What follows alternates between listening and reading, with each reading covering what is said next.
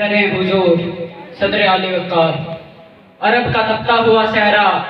جہاں دور ریت کے ٹیلوں پر موج سیراب کے سوا کچھ دکھائی نہ دیتا تھا۔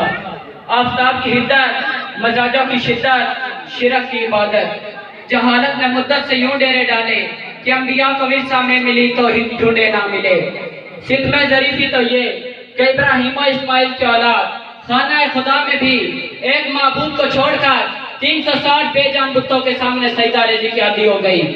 یہیں پر ہی بس نہیں، عہد کا ورد کرنے والوں کو کوئلوں پر لٹایا جانے لگا، داعیان حق کو پتھروں کی پتھر کے حوالے کیا جانے لگا، وسیعی زمین کو کلمہ حق کہنے والوں پر تنگ کر دیا گیا، اللہ کے نبی کے قتل کے ارادے بنائے گئے۔ مگر زیوکات گردشی ایام بھی کوئی چیز ہوا کرتی ہے۔ پھر توحید کے پرستان مدینہ کی بستی سے اٹھے، بیت اللہ میں اذان حق کی صدا بلند کی، عمر فاروق بن کر آدھی دنیا کو مسخر کر ڈالا، علی حیدر بن کر خیبر کے فصیلوں کو ہلا کر رکھ دیا، سیف اللہ بن کر اپنے جسم کو نیزوں کے حوالے کر دیا، ابن وقاص بن کر کاشیہ کی سلطنت کو پاؤں تلے روٹ ڈالا، کیسر و کسریٰ کے محلات میں سرخ قالینوں میں نیزے گاڑ دیے، ابن زیاد بن کر ساحلوں پر کشتیاں چلا ڈالی، ابن قاسم بن کر راجہ طاہر کو للکارا، غزنوی بن کر سومنات کے صنم خانوں کو در و دیوار لرزا دیے، شاہ اسماعیل بن کر گورے کا بغاوت کی صدا سنائی۔